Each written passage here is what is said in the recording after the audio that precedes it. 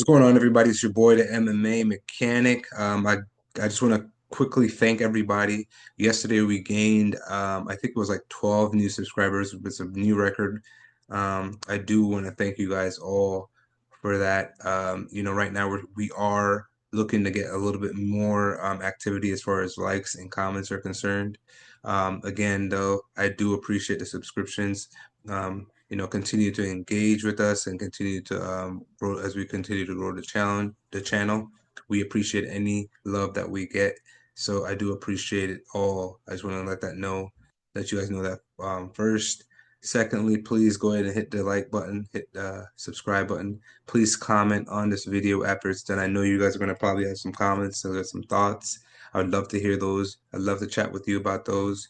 And please hit the bell icon, guys. Share the video as well, please. This video especially is important to me, okay? Because as you can see here, the message is clear. And just by reading the message, I think you guys know where I'm going to go with this. It's time. It's okay to hang it up. Learn when to quit, man. Protect your legacy. Yes, I am talking to some of our GOATs that are actively fighting right now. We learn from your predecessors, right? We've seen some of our previous GOATs stay way too long, ruin legacies, fall completely off GOAT lists. I mean, literally catapult off a cliff because of how they finished their careers. They didn't know when to hang it up. They didn't want to quit. All right, so we're gonna get into it. The list goes from weakest GOAT to strongest, by the way. Okay, so just know that this first person might not be on a lot of GOAT lists, but this one was like you have to put this guy in here. All right. Tony Ferguson. Tony Ferguson was on an 11 fight win streak. Tony Ferguson was known as El Kukui. Tony Ferguson was known as the guy that potentially could have beaten Habib Nurmagomedov. He was supposed to be his toughest challenge. He was an interim title holder. Tony Ferguson beat legends like Rafael dos Anjos, Anthony Pettis, Edson Barbosa, Donald Cerrone. The guy was literally known as the boogeyman, snatching people's souls, man. When Tony Ferguson would fight, you knew there was going to be blood, and it wasn't going to be his. That blood that you see on him right now, that wasn't his blood. I don't even know what fight that's from, but I can almost guarantee it wasn't his blood.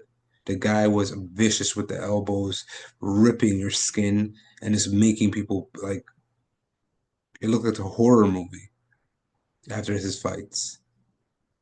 But that's not what I want to talk about. Look at his record after he lost to Justin Gaethje. Justin Gaethje snapped his 11 fight win streak.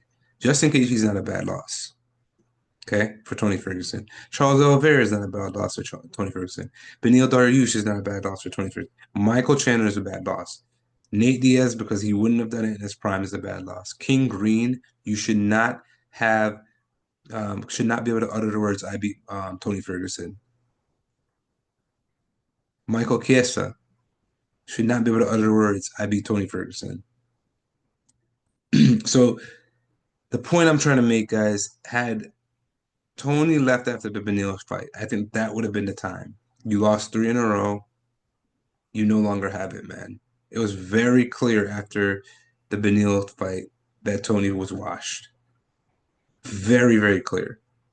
Wasn't able to defend takedowns at all. Like literally wind could blow him over. You see, so with him losing his last like 8 fights, the issue now becomes now you're nowhere near top 50. Nowhere near it. When had you left after the Beneil fight, the conversation could have been had. You have some good wins. The conversation could have been had. Not with the 8 fight losing streak, though. No, not the guys like Michael Chiesa, King Green, not the guys like Michael Chandler. I'm sorry. You didn't know when to hang up the gloves, man. You didn't know when to quit. and that tarnished your legacy, in my opinion, Tony. And I was a huge Tony fan, man. That's the hardest part about it is when you watch some of your GOATs just throw away their legacies to guys that they should never, ever, ever, ever give a chance to say, okay, I beat him. Next guy, BJ Penn. Wise. Okay, so BJ Penn loses his belt to Frankie Edgar. Not a bad loss. Beats Matt Hughes. Okay. Nick Diaz, that's when you should quit. Rory McDonald, in your prime, is not beating you. Okay, the Frankie Edgar loss is understandable. Yair is understandable. Um, Clay Guida, Ryan Hall. I mean, and these guys beat the dog shit out of you. They beat the brakes off of you. Learn when to quit, man. Leave after the Diaz fight. You were the second two division champ. You reigned for 7 years. You were king. You were king for 7 years. Why are you allowing Clay Guida to have to say he beat you? One of the pioneers of our sport.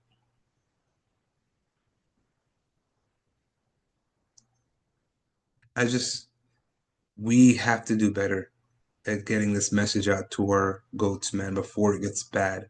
And there are some names that I'm gonna mention later that are fighting now that we need to send um, a PSA out on. We need to send them a PSA. So listen, man, just walk away. Next guy. Okay, so Jose Aldo is not that bad, honestly. But why is Amin Zahabi like seriously? Who does anybody watching this right now? Can you tell me who Zahabi is? I know who he is, but majority of people don't even know who this man is. This is a guy that no one knows who he is, and he can say that I beat Jose Aldo. Mario Batista, right? Why are you giving Mario Batista a chance to say, I beat Jose Aldo, the king of Rio? Jose Aldo, you're a two-time featherweight champion. Okay? You reigned for 7 years as champ. King of the mountain. You were the king. You're you're still wildly regarded in a lot of people's top tens, top 15 for sure. Why are you giving Amin Zahabi a chance to say that he beat Jose Aldo?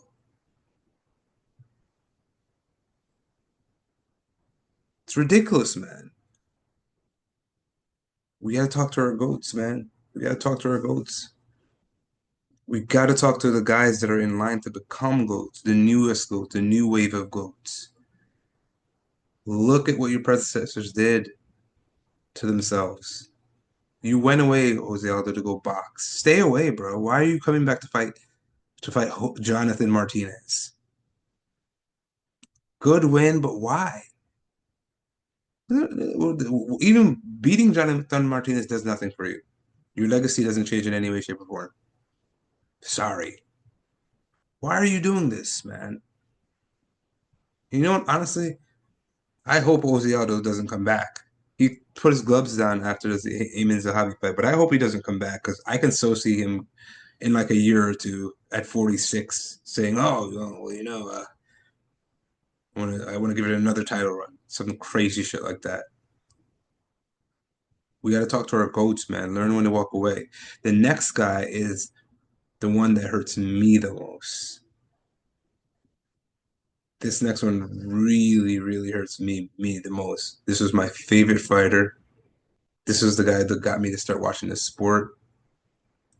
This guy was wildly regarded as the pound for pound champ um, um, during his time.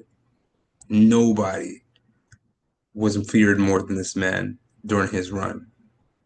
The aura that this man had. This next guy, Anderson Silva.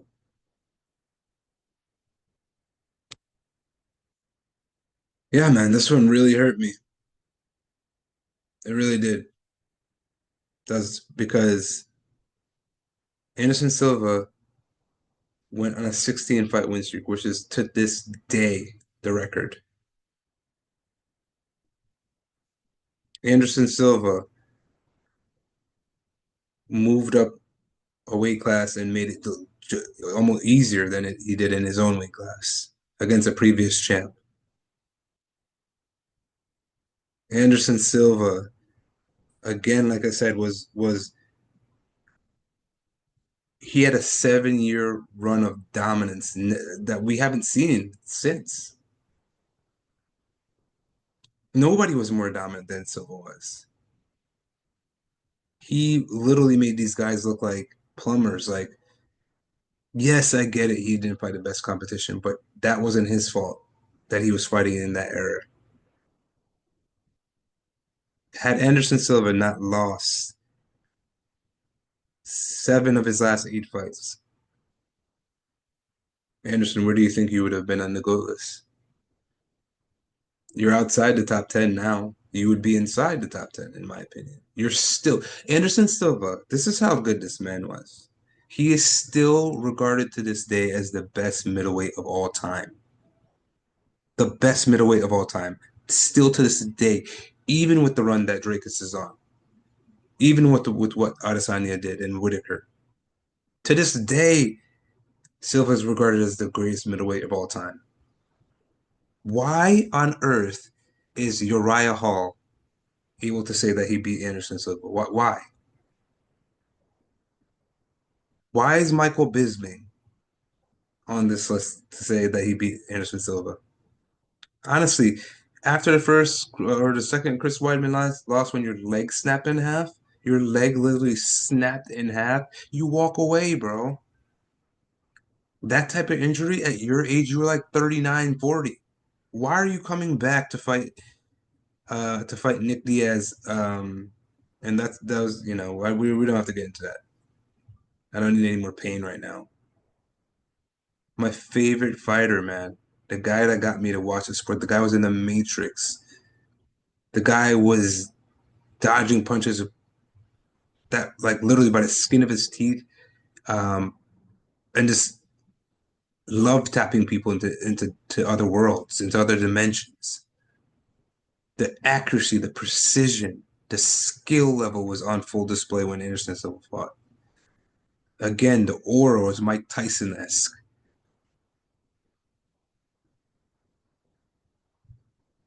Retire after the Chris Weidman fight, and you're in the top 10, man.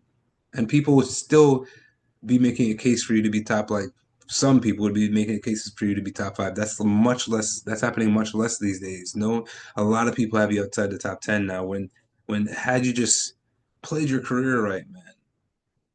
I mean, we can get real crazy. Let's talk about it. This is how much I'm gonna cope right now. He should have never lost to Weidman in the first place. Why are you standing out there with your hands down, talking to him when you're on the bench? Like you weren't locked in, bro. I know that was your fighting style, but that was different, and you guys know it. You know it was different. Anderson Silva was not locked in for that Chris Weidman fight. He is better than Chris Weidman. He would have beat him if he wasn't joking around, putting his hands down, allowing Chris Weidman to punch him in the face. Like these are things that were happening in that fight, okay? Silva should have never lost to Weidman. I think Silva's streak should have went to at least 18, 19. Let's, I get it. I get it. You got caught, okay? You got caught. God damn it, man. It's so hard to say this. You got caught and you know. You know what? I'm gonna say something even crazier right now. George St. Pierre ducked Anderson Silva. I heard Dana White say this multiple times. He ducked him, okay? Had Anderson had that George St. Pierre win on his resume, we'd be talking about Anderson as the GOAT. We'd be talking about Anderson as the GOAT right now. George St. Pierre ducked him. I don't care what any of you got to say. Don't care. God damn it, man. This is so hard. Silva, this one really hurt me, man. It really hurt me. And I need our goats now to see. the pain that this man is causing me. Pause, no homo, by the way. This is just, you don't get it. If you know, you know, man. Anderson Silva was, he was different, man. He's a lot of your favorite fighters' favorite fighter. I promise you that right now. Damn it. I have to move on. So listen, I want to talk about something right now. One of our current goals, I'm just going to use you an example. I'm going to ask you to make a decision that may look really bad. And Alexander Volkanovski. Now, if I heard correctly, Mazda Evloev pulled out of his fight against Aaron Pico. That isn't good for you because the man that is right next to you on the screen right now is about to fight Diego Lopez. If what I think is about to happen to Diego Lopez happens to Diego Lopez, that means the man on the screen next to you right now will be fighting you for the championship belt next. If what I think is going to happen to Diego Lopez happens, I think it would have probably happened even if Evloev was fighting Aaron Pico. It will not end well for you. I love you, Volk. Pause. No homo. We love Volk. I do not want to see you get baptized twice, three times. That will not be good for your legacy. You will fall down on the GOAT list if you get baptized by Jean Silva.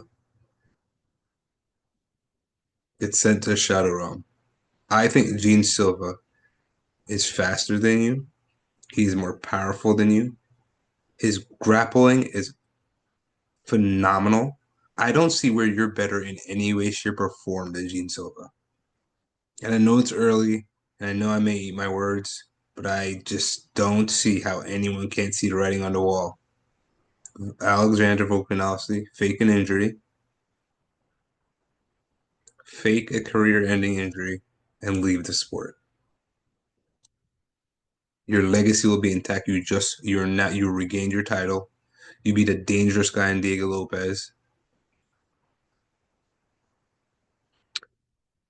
You are top five in a lot of people's GOAT list right now.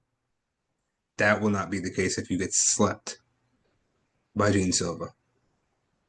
Because I am telling you right now, I see the writing on the wall. I I don't know how I would have to honestly sit down and look at how bad it'll be if you get slept by Jean Silva, how much it will impact you as a GOAT, but I'm telling you now, it's going to impact you significantly. That'll be three knockouts. And it may age well because I do see Jean Silva going on and reigning for a while, potentially even moving up. But listen, I just want to talk to my goats real quick. Guys, please, man, learn when to give it up. It's okay to quit. Go take care of your families. Go pick up a hobby. Golfing. Golfing's a great hobby. Go bowl. Go join a bowl league. If you can hoop, go join a men's league. Play an instrument. Learn how to play the guitar. Learn how to just stop the pain. It's too much, man. You have to understand that you guys can't be this selfish. Fans are emotionally attached as well, guys. You cannot do this to us any longer. I'm not gonna sit by and just let you guys do this. I'm gonna send the message out. Volk, you're the example I'm using. There's many more goats out there. I think Islam's making a big mistake going up and fighting JDM. It might be a better idea than fighting Topuria, but you know, I can see Charles fighting until he's 45. Tell me you can't. Tell me you can't. I can see Charles fighting until he's 45, losing Uh, guys, I could see Alex Pereira fighting until he's 70. No joke. I could see Alex Pereira fighting until he's 70. We have to save our goats, man. Start talking to them. Start telling them this. Start demanding. Anyways, this was supposed to be a quick video. I'm sorry I ranted for so long, but I just feel like this has to be said. I feel like this is urgent. Look at the Dustin Poirier fighting today. Do not win the fight, and oh, I can still beat these guys. I can still don't. Everybody sees it. Don't do it, man. Okay, look, that's all I got. All right, please subscribe, hit the like button. Please share this video. Please leave a comment. Let me know what you think about this because I think this is very, very important.